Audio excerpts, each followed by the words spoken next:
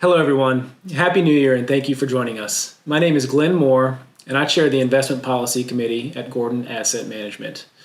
Today, we wanted to share with you a recap of markets in 2022 and also share with you a couple relevant data points that we think will be interesting to follow in 2023. Without further ado, let's dive in. The first slide that we are looking at is from Jeffrey Gundlach's webcast with Untitled Chapter and shows a breakdown of cross-asset class returns for 2022. Globally, indexes across the world from an equity standpoint didn't post any positive returns, with the NASDAQ 100 posting the worst, down close to 33%. Just as a reminder, the NASDAQ follows mostly growth stocks and tech stocks, which were the darlings of 2018 through 2021. Most fixed income returns were also negative and were worse than what stocks normally post in a bad year. The highest quality bonds, which are U.S. Treasuries, posted some of the worst returns across the fixed income landscape. Treasuries are generally a place for safety when stocks are selling off, but clearly inflationary concerns trumped the volatility around stocks in 2022. In the currency and commodity space, the U.S. dollar bucked the trend of developed market currencies, posting a nearly 8% return. Commodities were also a great place to have your money invested, which can be a good hedge against inflationary pressures, which we saw in 2022. Gold was flat on the year after having a fairly volatile year relative to its historical returns in the past, but we think that gold actually might be an interesting place to invest and could be a beneficiary of dollar weakness as well as disinflationary pressures coming in 2023. The next slide that we're looking at, also from Untitled Chapter, shows a scatter plot of calendar year returns for both the S&P 500 and the Barclays Aggregate Bond Index. The calendar year returns for 22, as you can clearly see, were both an outlier. In 2022, stocks posted its third worst return on a calendar year basis going back to 1976. And the only worst years were 2008 and 2002. Bonds posted the worst returns we've ever seen going back to 1976, down nearly 13%, and far and above worse than any other year that we've ever had in the fixed income space. Looking forward to 2023, our next slide is showing a chart of annual GDP growth on a yearly basis. Coming out of the depths of COVID in 2020, where we saw some of the worst GDP growth measures we'll probably ever see in our lifetime, we saw massive accelerations in 2021.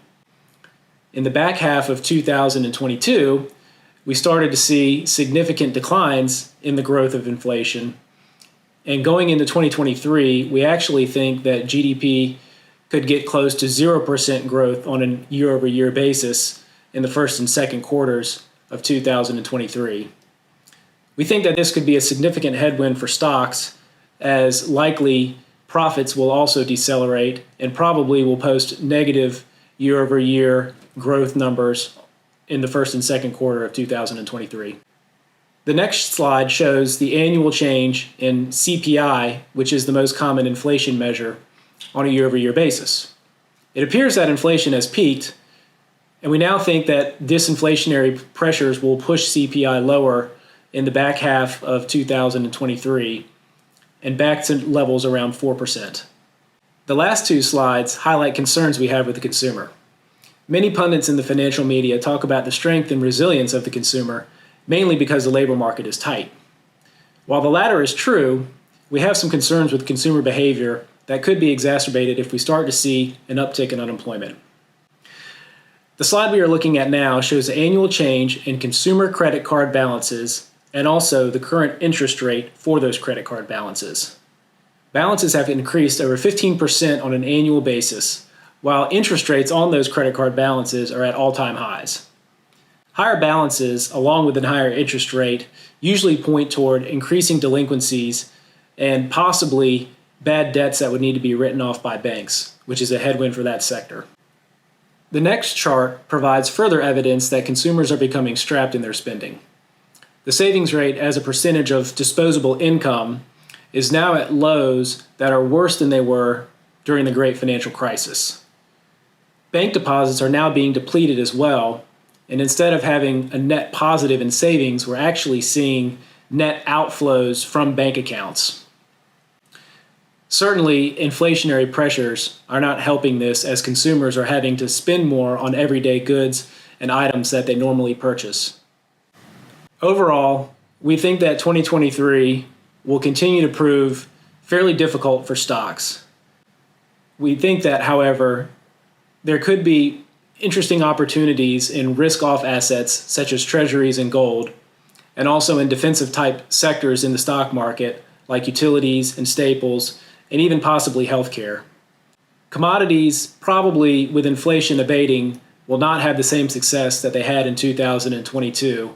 However, gold and other precious metals may be areas in the commodity sector that would be interesting if we were to have a recession along with disinflationary pressures.